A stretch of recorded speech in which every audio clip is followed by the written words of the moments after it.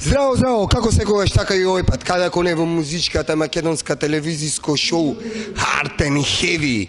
Имаме нови соговорници, се наоѓаме на местото за осторството, се наоѓаме во Варна Рок Фестивалс и покрај мене се момчиња кои ни доаѓаат од Пловдив. Станува збор за бендот Crossfire, кој е негова, прогресив power metal. Прво, добро дојдовте во Здравейте. Здравей, да, здравей. Добар ден. Добро дојдовте. И вие постоите од 2001 година во Пловдив формирани. Да. Кажете ми, како беа вашите почетоци и како го оформивте бендот? Групата е създадена 2001 година от барабаниста на групата ни Спас Марков, басиста Георги Дриев и китариста ни Георги Кушев. Както всички музиканти, може би и не може би, нали? С тази идея за музиката и с любовта към музиката просто са се събрали и се решили да направят банда. И така се създава група Crossfire. След няколко години, през 2004 година, аз се присъединявам към групата като вокалист. И през 2007 година Петю, който е с нас тук, също се присъединява като клавирист на групата. В началото групата имаше двама китаристи, но един е китарист Никола Иванов реши да напусне групата, а ние решихме да вземем клавири на неговото място. Главно защото ние познаваме се от преди това, добре приятели сме. Петю е свирил група Defender в Пловдив, искахме и да отидем малко като стил по-в прогресив метал. И това направихме по този начин. Че от 2007 година сме заедно в този състав, който сме в момента. Crossfire. Зошто Crossfire баш е насловот на бендот и откаде? Димо ще каже. Не чух. Зошто Crossfire го зедовте за име на бендот? Може би Спас, барабаниста, не трябва да каже. Всъщност тогава са мислили за име на група и първоначално групата се казва Dark Knight. Но в последствие, доколкото знам, Никола Иванов, китариста ни тогава, просто е дал идеята, защо да не се казваме Crossfire, като кръстосен огън. Това означава. И първоначално групата се изписваше с си на латиница, но в последствие решихме да го променим с Кей, просто така изглежда по-добре визуално. И затова Crossfire. Како што знам, слични сте на Камелот и Камелот се ваши фаворити и може би инспирација за музиката, а вечерва имате чест да свирите заедно на сцена на Варна Рок Фестивал со Камелот. Какво е чувството со едностранно може би од идолите, конечно заедно да настапувате на сцената? Чувството е неописуемо, но все пак това е една сбъдната мечта. Ние никога не сме си представили, че ще дойде момент, в който да бъдем с Камелот на една сцена и просто трябва да се насладим на този момент. Кој ги пишува текстовите во бендот? Аз пиша текстовете. Откаде црпите инспирацијата за текстовите и претезно зашто станува збор? Общо взето от всякъде.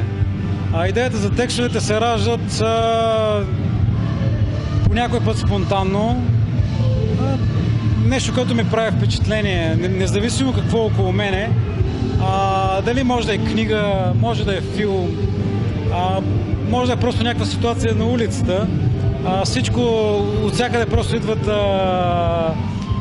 вдъхновения за текстовете ни. Всъщност няма строго определена тематика. Не пишем за всичко. Да. Откаде се инспирациите за музиката? Откаде църпите за подлога? Кои са вашите идоли?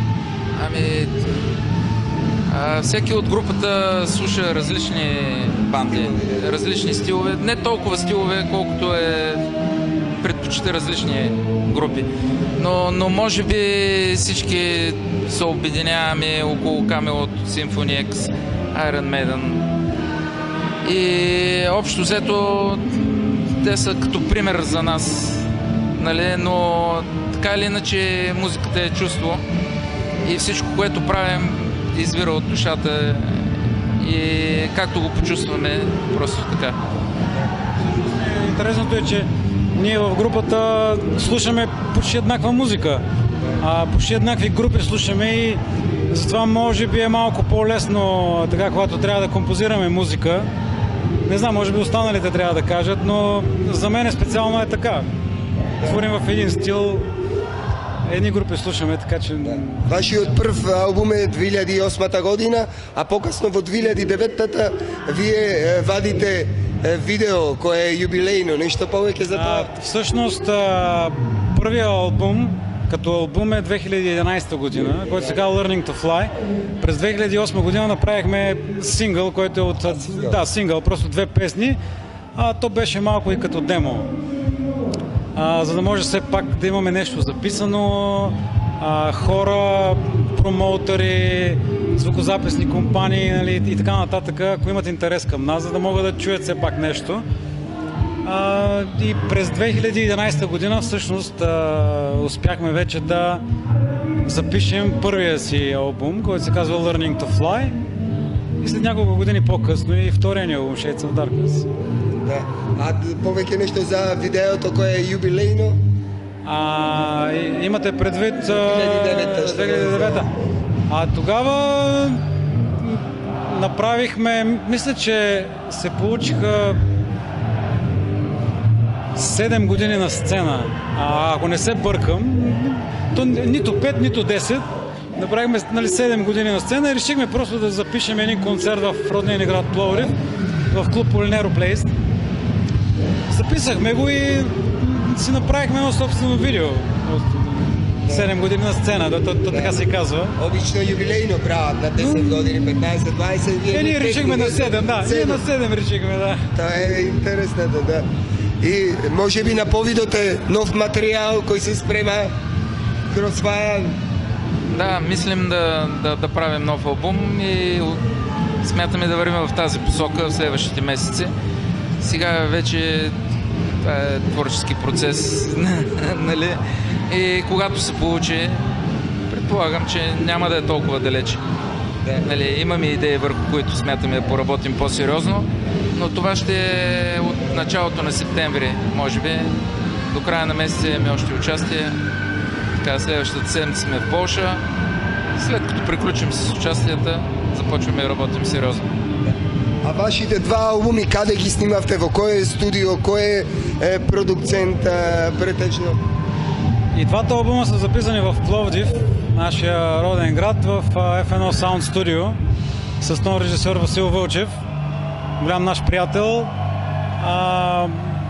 Продуцента на... Всъщност официално продуцента на Learning to Fly на първия албум са Васко Вълчев и Георги Кушев, китариста ни. За Shades of Darkness ние сме си продуценти, така да кажем. Да.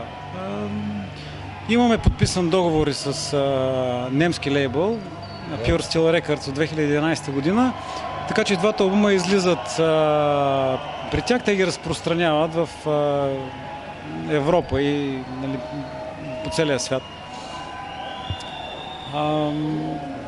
Ние имаме договор за 3 албума всъщност. Нашия договор изтича другата година, 2019.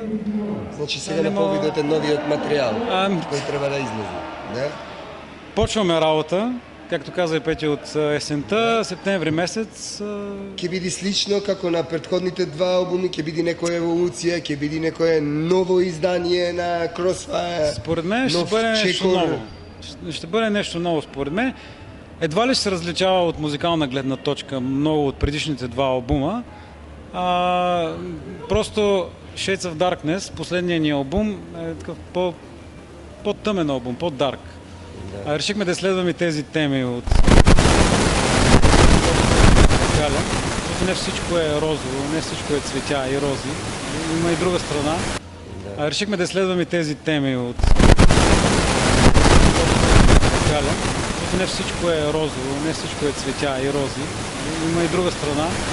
И затова така преднамерено се получи такъв тъмен албум с музика, текстове. Актуален албум или се казва да се ще работят Добре, че го казваш, защото имаме идея да правим концептуален албум, но това изисква малко повече време.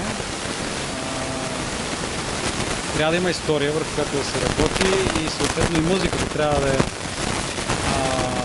напасната с тази история, така че имаме тази идея, имаме. Кога ще се случи обаче, все още не може да кажем, но имаме такава идея за концептуален албум за бъдеще. И за край, коя е вашата порака или що сакате да му порачете на метал фановите во Македонија и оние кои ќе го гледаат ова интервју? Всушност, која е вашата порака? Слушайте метал музика, защото това е истинската музика. Heavy metal фенове в Македония! Heavy metal all the way! Може би еден ден, па и во Македонија на концерт, зашто да не, а? Отворени сме за такива идеи.